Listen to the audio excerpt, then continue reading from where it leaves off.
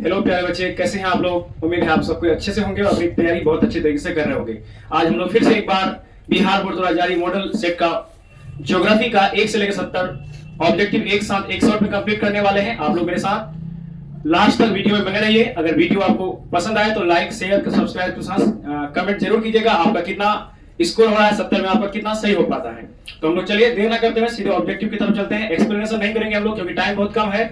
आप लोगों को मैक्सिमम से मैक्सिमम मॉडल सेट आप लोगों को कंप्लीट कराएंगे। पहला क्वेश्चन है स्क्रीन पर, नवनिश्चयवाद की संकल्पना का प्रतिपादन किसने किया। ऑप्शन ए है ग्रिफिथ टेलर, ऑप्शन बी है अल्फ्रेड हेटनर और ऑप्शन सी है फ्रेडरिक रैगजेल और ऑप्शन डी है इनमें से कोई नहीं। हम चाहेंगे कि पहले क्वेश्चन का आप लोग कमेंट बॉक्स में कमेंट जरूर करें कि क्या सही आंसर होगा। तो इसका सही आंसर है ऑप्शन ए ग्रिफिथ टेलर। दूसरा प्रश्न है निम्नलिखित में से कौन आर्थिक भूगोल का उपक्षेत्र नहीं है। ऑप्शन ए कृषि भूगोल, ऑप्शन बी पर्यटन भूगोल, ऑप्शन सी सैन्य भूगोल, ऑप्शन डी औद्योगिक भूगोल। तो इसका सही आंसर होगा प्यारे बच्चों ऑप्शन सी सैन्य भूगोल। अगला प्रश्न है फेवरे संबंधित है ऑप्शन ए संभववाद से, ऑप्शन बी निश्चयवाद से, ऑप्शन सी मानवतावाद से, ऑप्शन डी इनमें से कोई नहीं। तो इसका सही आंसर होगा ऑप्शन ए संभववाद से। चलिए फिर अगले प्रश्न की ओर।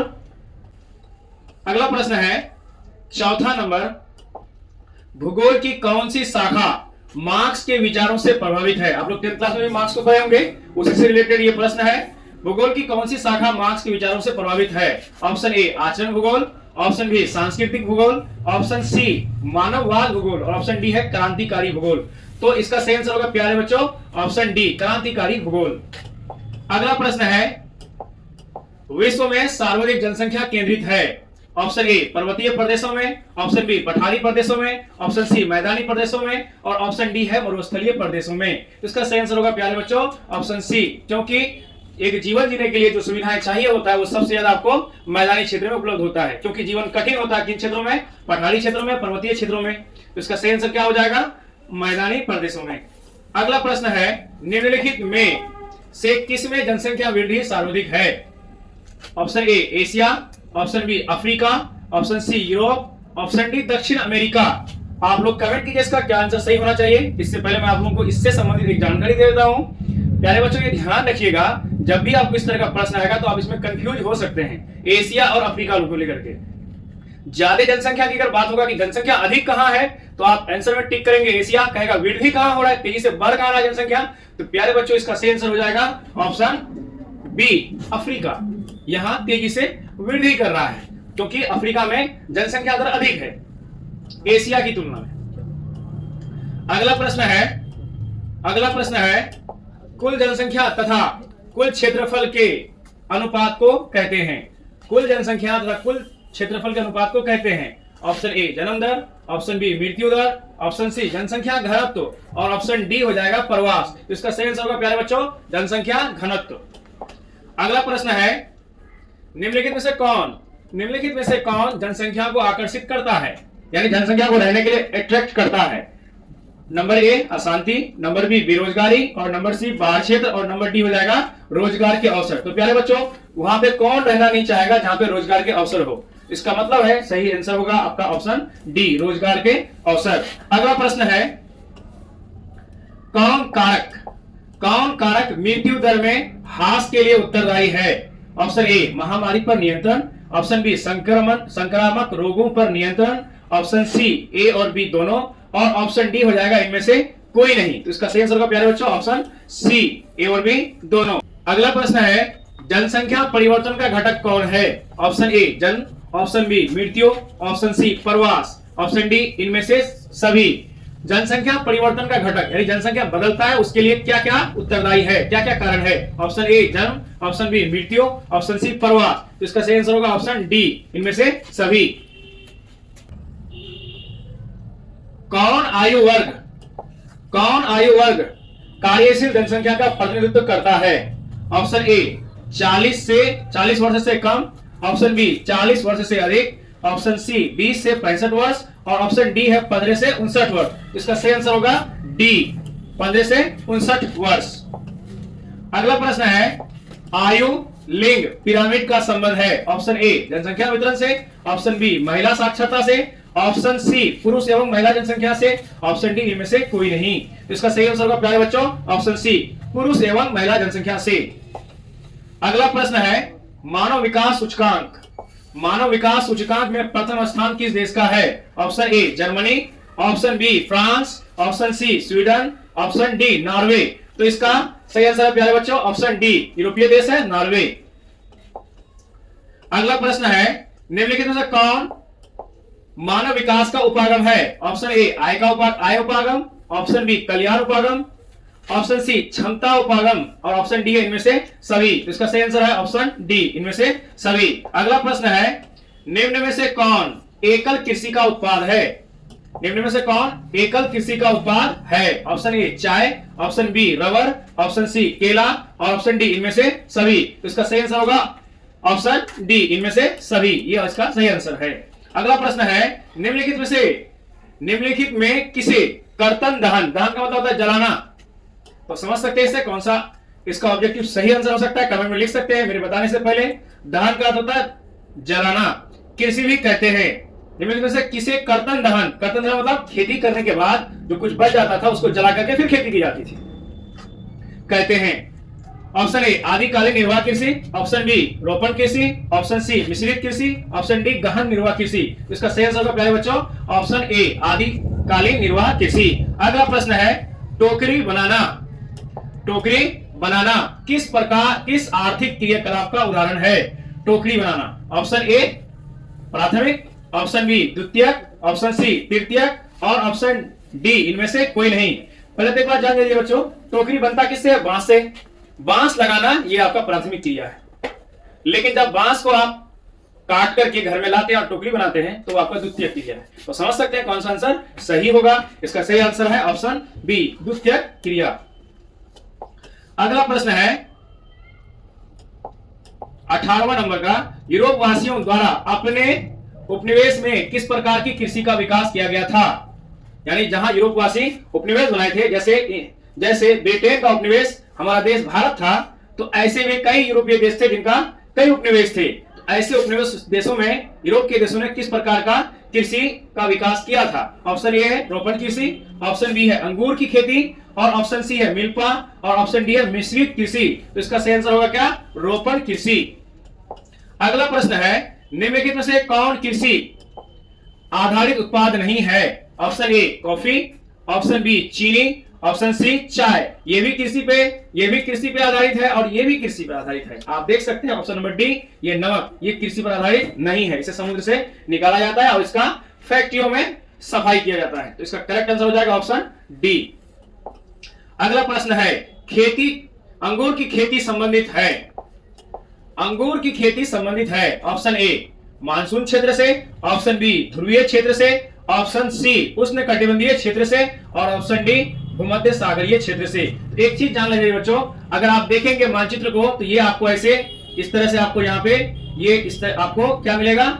ये आपका एशिया होगा, ठीक है, और ये आपका यूरोप होगा। यहाँ जो है एक आपका सागर है जिसको हम लोग कहते हैं भूमध्य सागर। इसके आसपास के देशों में किसकी खेती होती है? अंगूर की खेती होती है।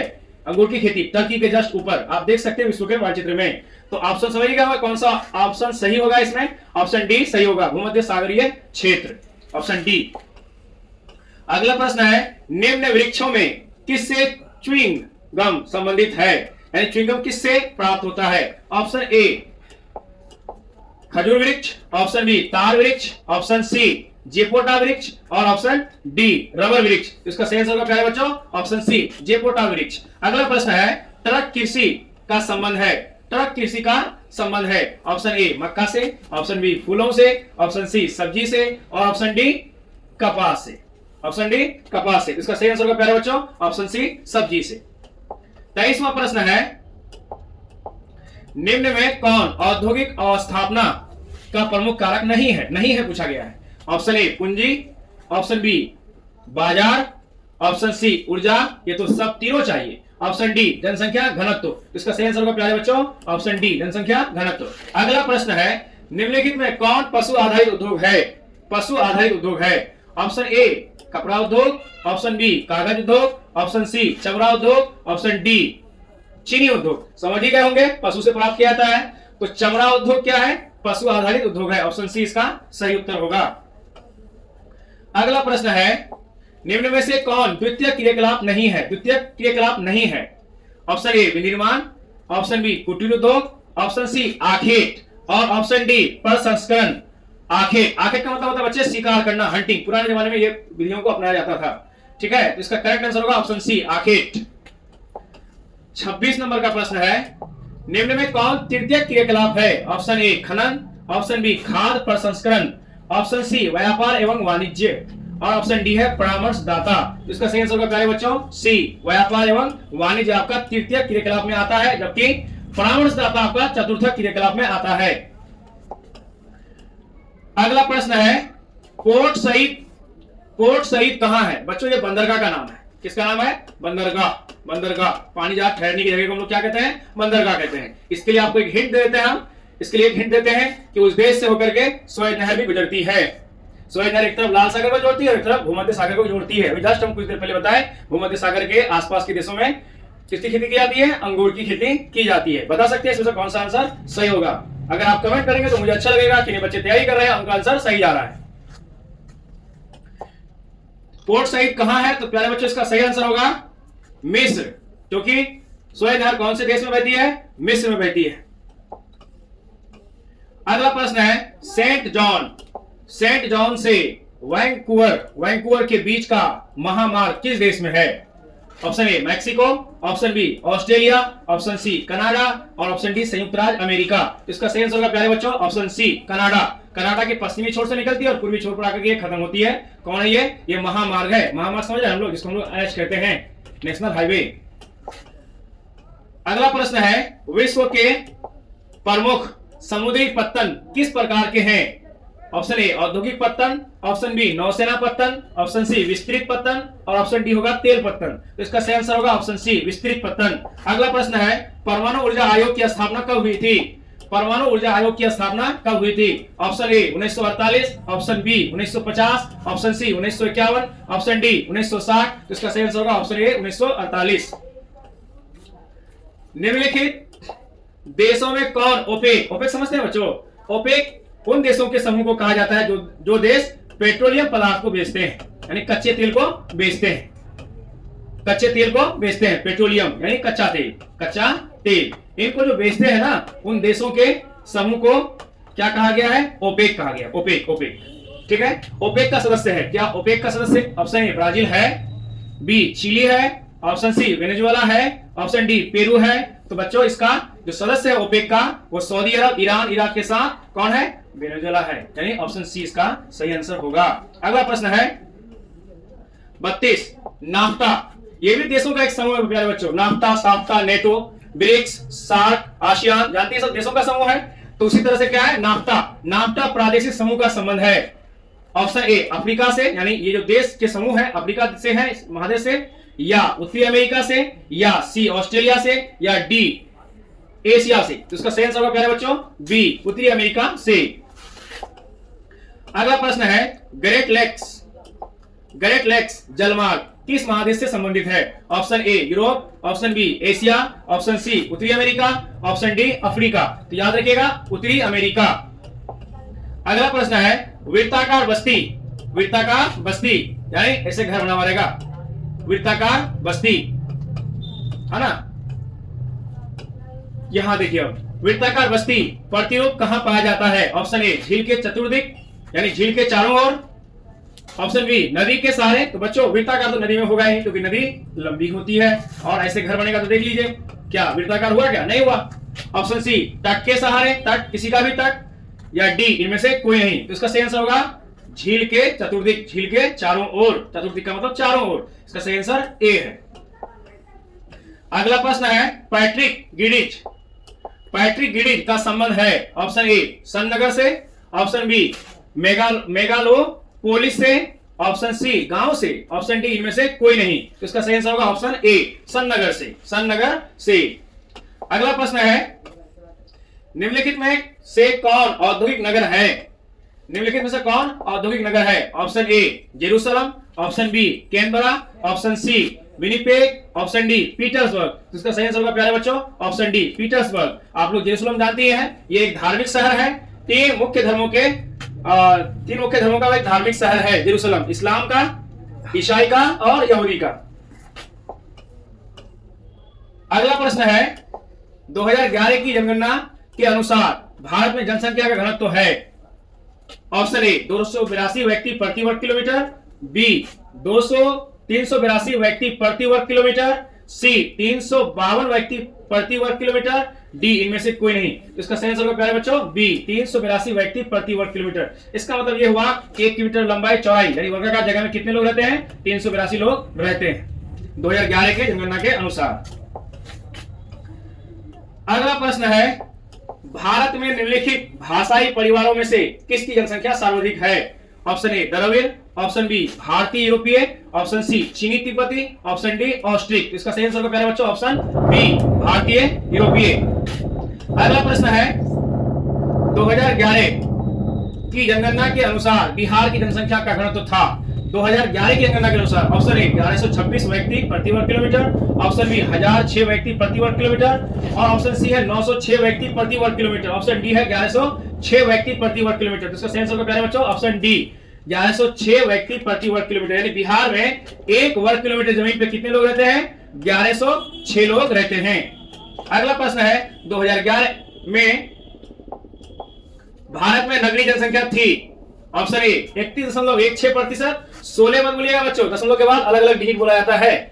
31.16%, बी 27.3%, ऑप्शन सी है 26.84% और ऑप्शन डी है इनमें से कोई नहीं। तो इसका सही आंसर प्यारे बच्चों 31.16% भारत में नगरीय जनसंख्या थी 2011 की जनगणना के अनुसार। अगला प्रश्न है मानव विकास सूचकांक में भारत के निम्नलिखित राज्यों में से किसकी कोटि उच्चतम है? Option A Kerala, option B Punjab, option C Tamil Nadu, option D Haryana. तो इसका सही आंसर प्यारे बच्चों केरल। मानव विकास सूचकांक यानी HDI ह्यूमन डेवलपमेंट इंडेक्स। तो इसमें जानती हैं केरल बहुत ज्यादा शिक्षित राज्य है, वहां का HDI बहुत आगे है। इसका सही आंसर होगा ए केरल। अगला प्रश्न है निम्नलिखित राज्यों में किसकी जनसंख्या सर्वाधिक है? Option A Uttar Pradesh, option B Bihar, option C Paschim Bengal, option D Maharashtra. इसका सही आंसर प्यारे बच्चों ऑप्शन ए उत्तर प्रदेश की जनसंख्या सर्वाधिक है। और सबसे ज्यादा घनत्व कहां है? तो बिहार में है, याद रखिएगा इसको। सबसे ज्यादा साक्षर कौन है, शिक्षित कौन है? तो हो जाएगा आपका केरल। इसका सही आंसर प्यारे बच्चों ऑप्शन ए उत्तर प्रदेश। अगला प्रश्न है मुख्य श्रमिकों को एक वर्ष में न्यूनतम कितने दिन रोजगार मिलना आवश्यक है? ऑप्शन ए 60 दिन, ऑप्शन बी 80 दिन, ऑप्शन सी 200 दिन, ऑप्शन डी 183 दिन। इसका सही आंसर है ऑप्शन डी 183 दिन। अगला प्रश्न है भारत में 2011 में महिला साक्षरता सबसे कम कहां थी, यानी कौन से राज्य में थी? Option A Bihar, option B Chhattisgarh, option C Madhya Pradesh, option D Jharkhand. तो हमारा बिहार इसमें पीछे है प्यारे बच्चों, और आप ही लोग हैं जो हमारे बिहार को बहुत आगे ले जा सकते हैं। बच्चियां हैं जो हमारे बिहार को बहुत आगे ले जा सकती है। हम लोग किसी भी मामले में पीछे नहीं है, हम लोगों को और ज्यादा करने की जरूरत है ताकि हम लोग अपने शिक्षा के स्तर को भी सुधार सके, अपने बिहार को भी हम लोग और राज्यों की तुलना में अच्छे पोजीशन पर ला सके। मेहनत कीजिए, आप लोग खूब जम के मेहनत कीजिए। अगला प्रश्न है गाजियाबाद उदाहरण है। ऑप्शन ए प्राचीन नगर का, ऑप्शन बी मध्यकालीन नगर का, ऑप्शन सी आधुनिक नगर का और ऑप्शन डी है अनुषंगी नगर का। तो इसका सही आंसर होगा प्यारे बच्चों ऑप्शन डी अनुषंगी नगर का, जिसको सैटेलाइट टाउन भी कहते हैं। अगला प्रश्न है निम्नलिखित में से कौन ग्रामीण बस्तियों के प्रकार हैं? ऑप्शन ए गुच्छित बस्तियां, ऑप्शन बी पल्ली बस्तियां, ऑप्शन सी प्रकीर्ण बस्तियां, ऑप्शन डी इनमें से सभी। तो इनमें से सभी जो है ग्रामीण बस्तियों के प्रकार है, ऑप्शन डी इसका सही आंसर है। अगला प्रश्न है निम्नलिखित में से कौन गैरीसन नगर है? गैरीसन नगर है, गैरीसन नगर। Option A Mathura, option B Raniganj, option C Jalandhar और ऑप्शन डी सतना। तो इसका सही आंसर होगा प्यारे बच्चों option C Jalandhar. Jalandhar garrison नगर है। अगला प्रश्न है निम्नलिखित में कौन भारतीय कृषि की समस्या है? भारतीय कृषि की क्या समस्या है? ऑप्शन ए निम्न उत्पादकता, ऑप्शन बी विखंडित जोत, ऑप्शन सी अनियमित मानसून, ऑप्शन डी इनमें से सभी। तो बच्चों ऑप्शन देख करके आप लोगों को पता लग ही गया होगा कि इस प्रश्न का कौन सा ऑप्शन सही होगा। कमेंट बॉक्स में आप लोग कमेंट कर सकते हैं, खूब मेहनत कीजिए, गर्दा उड़ाइए पूरा। ऑप्शन डी इनमें से सभी।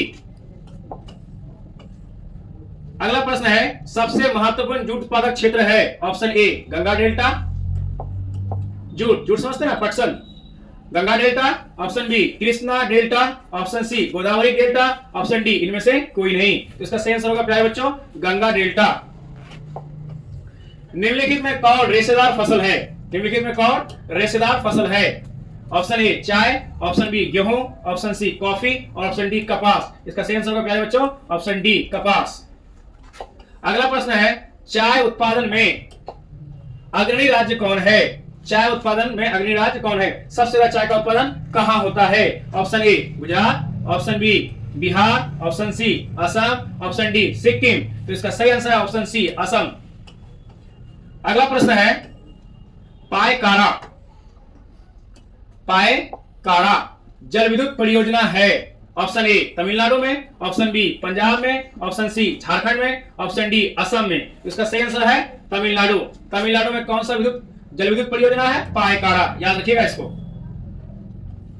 अगला प्रश्न है निम्नलिखित नदियों में कौन पूर्व की ओर प्रवाहित नहीं होती है? बच्चों याद रखिएगा, भारत का जो हम लोग दक्षिणी क्षेत्र देखेंगे तो हम लोगों को उसमें भारत त्रिभुजाकार नजर आएगा, अपना देश हम लोग को त्रिभुजाकार नजर आएगा। इधर कौन सा समुद्र है जानती हैं आप लोग? इधर कौन है? बंगाल की खाड़ी, बंगाल की खाड़ी। और इधर कौन है बच्चों? प्यारे बच्चों इधर है अरब सागर, अरब सागर, अरब सागर, ठीक है। और इधर कौन है? हिंद महासागर। यही एक ऐसा महासागर है जो हमारे देश के नाम पर है, इंडियन ओशियन। इधर जो नदियां गिरती है तो किधर जाती है? पूरब की ओर। कुछ नदियां इधर किधर आती है? पश्चिम की ओर। क्वेश्चन क्या है प्यारे बच्चों? निम्नलिखित नदियों में कौन पूर्व की ओर प्रभावित नहीं होती है? Option A Mahanadi, option B Swarna Rekha, option C Tapi और ऑप्शन डी कृष्णा। इसका सही आंसर प्यारे बच्चों तापी, तापी। माही नदी भी पश्चिम की ओर बहती है।